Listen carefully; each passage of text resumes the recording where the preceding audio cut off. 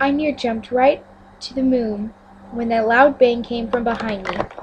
I looked. Cooter had already run into his house and slammed and locked the door. He weren't about to promise nothing.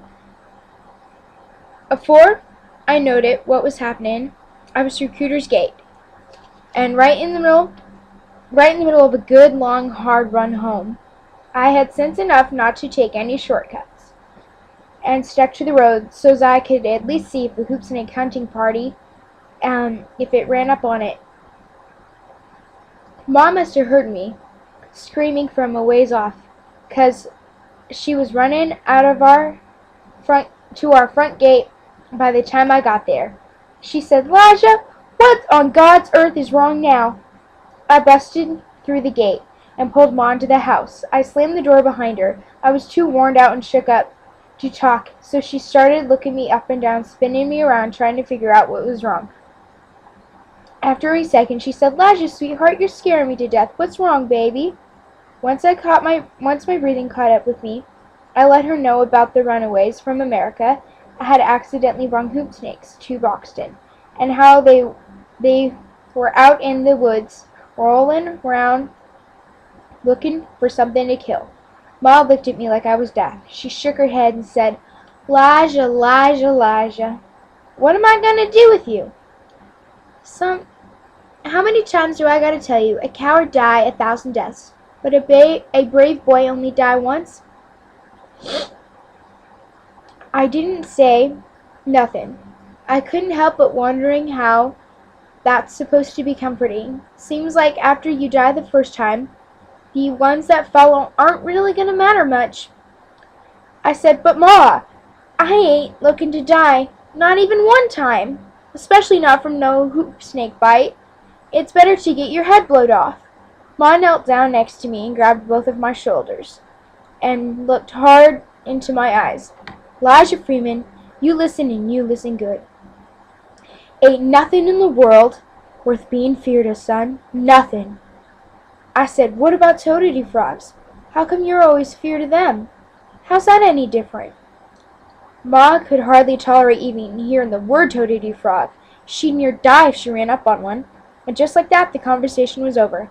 Ma stood up and smacked the back of my head and opened the door and then said, "They is different. Them things is knowed to pass on warts and all other sorts of nasty diseases. And don't be talking back to me either, Elijah Freeman. I ain't so scared of toadity frogs that I'm going to be running down the road in the middle of the day screaming my head off like you just done." She knelt back down to me.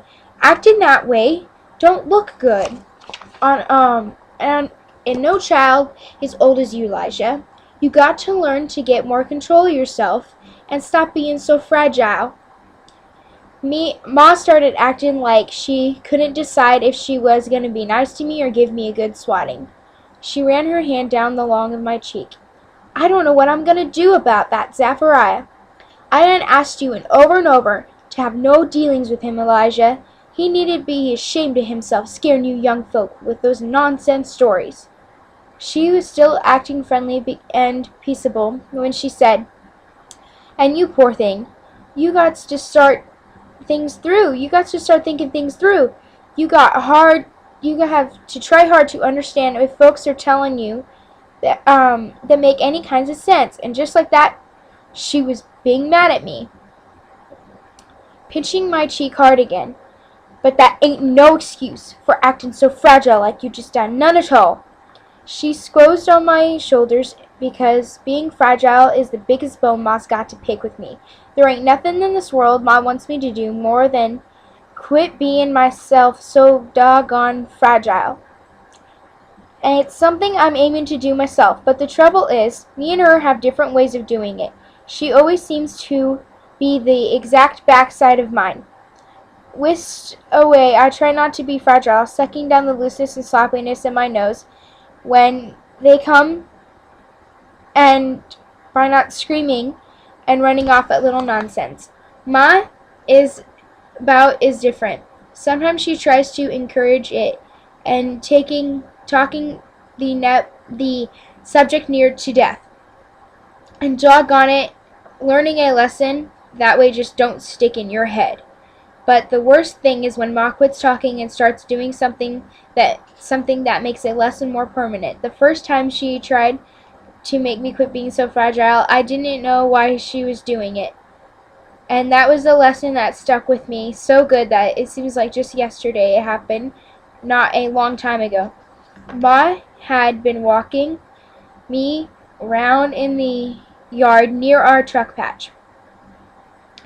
And I must have been mighty young because I had my arm stretched over my head. I had to have my arm stretched over my head to hold her hand.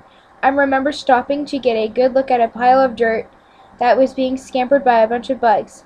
I didn't understand how many small things could be moving all by themselves.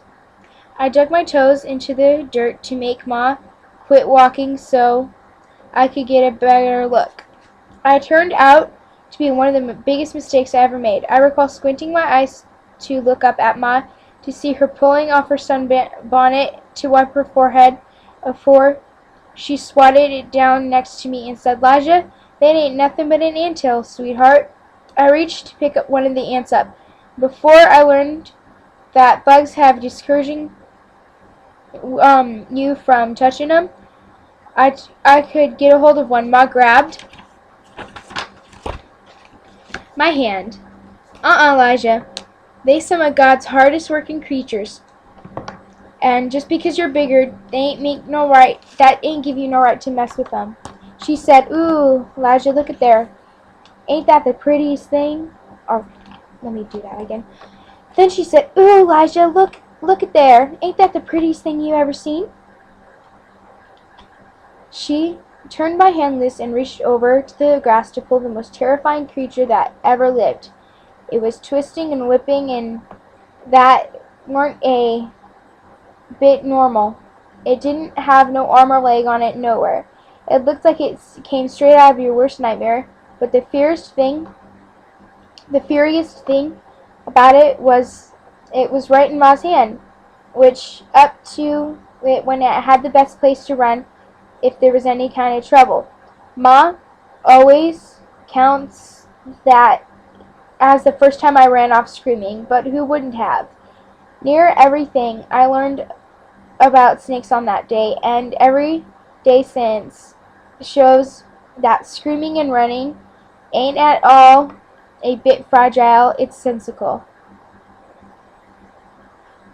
It weren't but a week or two later that me and Cooter were down at the river, and he yelled, "Uh-oh," then snatched up a toadity frog as big as a pie pan.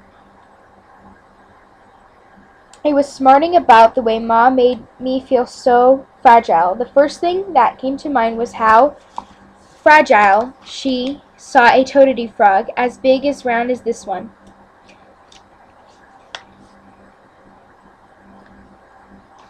Okay, I'm going to end the video here because I really just don't want to go over my time. I'm sorry that my videos are short, but my webcam only has a certain limit to, how long the video can be to upload to YouTube. But I will try and figure out a way to have longer videos. Okay, see you guys on the part 3. Bye!